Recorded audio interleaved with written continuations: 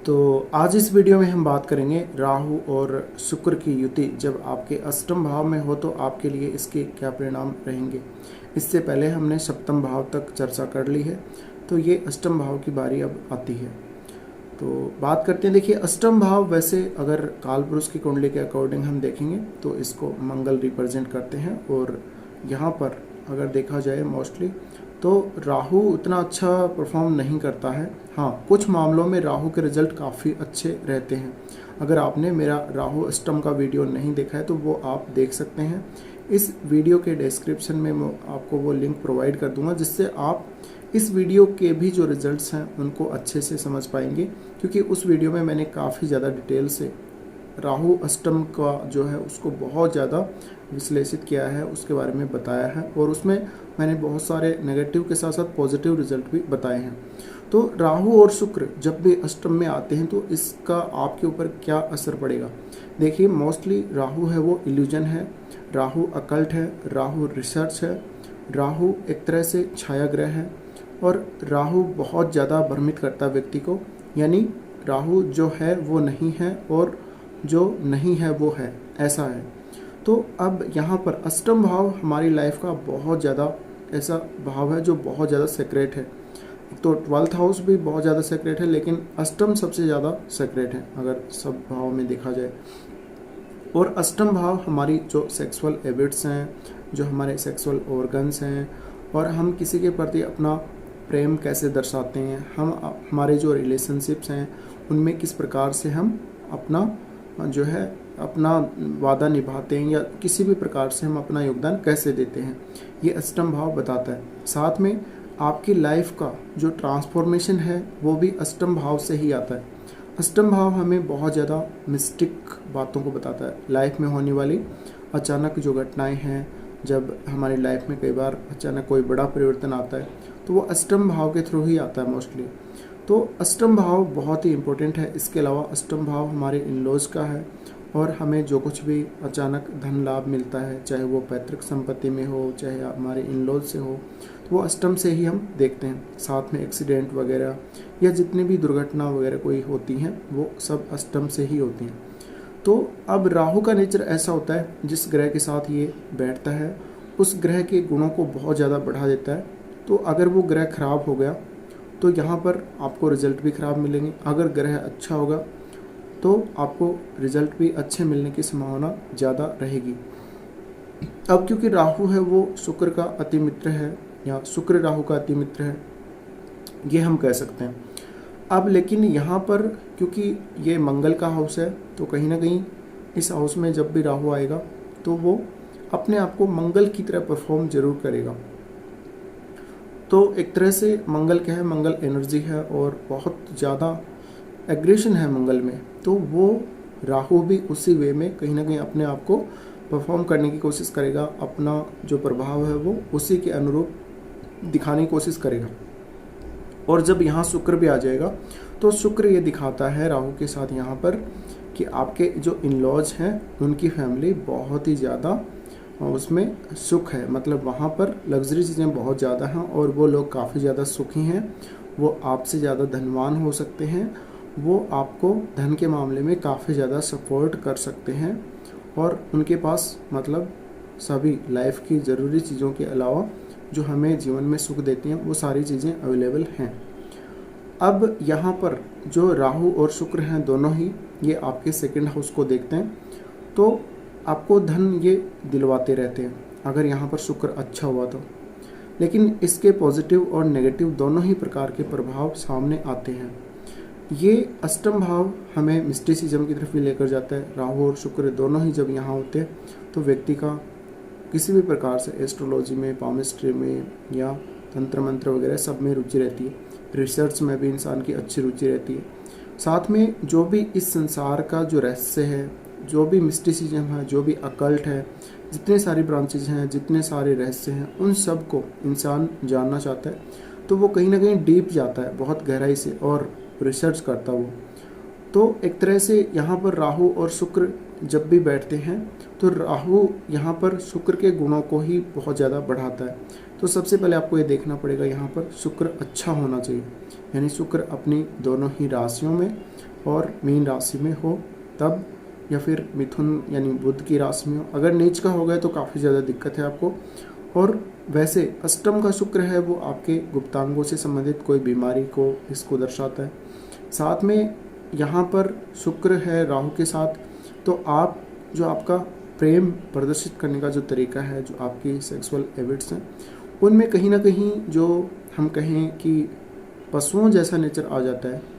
तो जैसे आदि मानव होता है उस प्रकार का थोड़ा नेचर आता है, मतलब असामान्य व्यवहार। तो ऐसा जब तक उसको पता नहीं होता कि वो अपने प्रेम को किस प्रकार से प्रदर्शित करे अपने लवर के सामने, अपने लाइफ पार्टनर के सामने। साथ में उसकी जो सेक्सुअल हैबिट्स होती हैं वो असामान्य होती हैं, वो इरेगुलर होती हैं, और उन पर उन जातकों का या उस जातक का कोई कंट्रोल नहीं होता है। तो कहीं ना कहीं उसको गुप्तांगों से संबंधित समस्या होती है। साथ में ऐसे जातक का किसी भी अपने पार्टनर के अलावा किसी भी अन्य पार्टनर से भी, किसी भी अन्य व्यक्ति से भी बहुत ज़्यादा अटैचमेंट हो सकता है और वो हमेशा सेक्रेट रहेगा।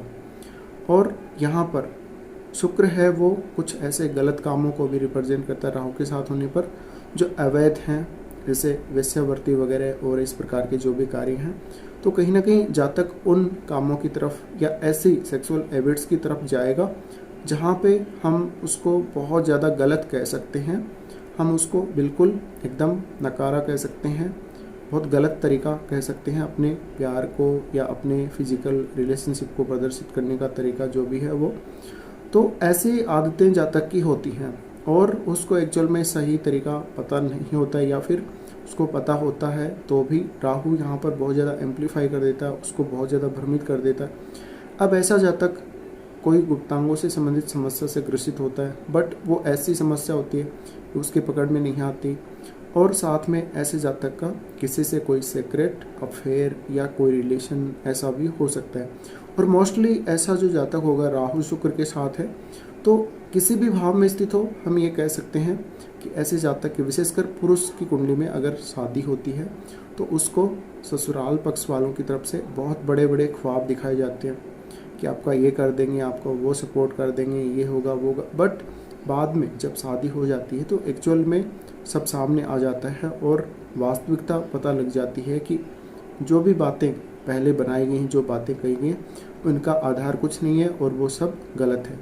तो ये आप तब भी देख सकते हैं जब राहु की शुक्र पर दृष्टि हो आपकी कुंडली में, या फिर राहु शुक्र के साथ हो, तब तो और भी ज़्यादा, कि आपको शादी के समय बहुत बड़े ख्वाब दिखाए जाएंगे और वो सब गलत होंगे। बहुत बड़ी बड़ी बातें कहकर आपको रिझाया जाएगा, मनाया जाएगा, आपको लुभाया जाएगा और उसके बाद आपकी शादी की जाएगी तय।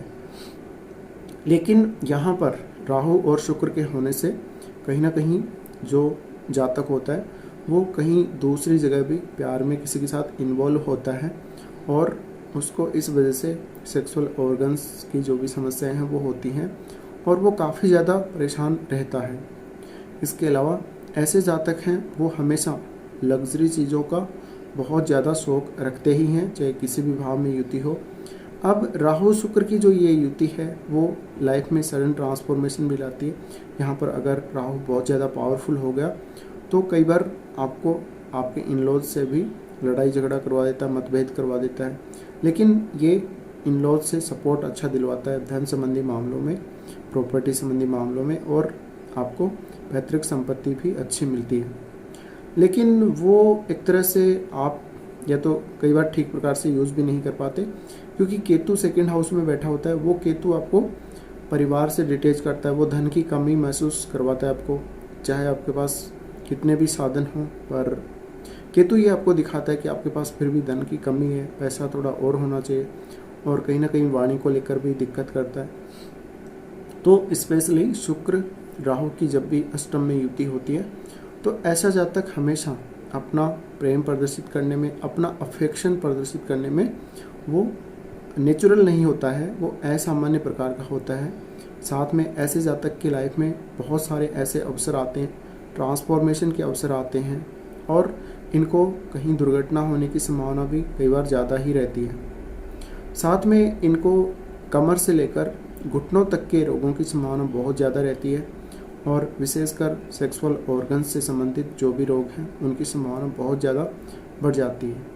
साथ में अष्टम का शुक्र है तो हम कह सकते हैं कि इनमें जो काम वासना है, काम शक्ति है, वो कहीं ना कहीं कई बार खो जाती है या उसकी बहुत ज़्यादा इनको कमी महसूस होती है। पर राहु का साथ है तो राहु उसको एकदम इल्यूजन में डालता है, जातक को इतना ज़्यादा भ्रमित करता है कि जातक को जो भी वो काम करता है उसकी तरफ बहुत ज़्यादा उसको लगता है कि हाँ मैं सक्सेस हो जाऊँगा, मैं ऐसा कर लूँगा, वैसा कर लूँगा। बट लास्ट में जब वो काम करने लगता है या काम शुरू करता है तब उसको वास्तविकता पता लगती है। तो एक तरह से राहु यहाँ पर शुक्र के प्रभाव को ही बढ़ाने का काम करते हैं। यहाँ पर आपको ये देखना पड़ेगा कि शुक्र कितने पावरफुल हैं और शुक्र कितने अच्छे बैठे हैं। अगर यहाँ पर शुक्र बहुत ही अच्छा बैठा है अष्टम में तो कुल मिलाकर स्थिति ठीक है। अगर यहाँ राहु के हाथ में आपने सब कुछ दे दिया तो राहु आपको बहुत ज़्यादा यहाँ पर परेशान करके छोड़ता है और आपको काफ़ी ज़्यादा परेशानी आती है। तो फिलहाल आपके लिए इस वीडियो में इतना ही।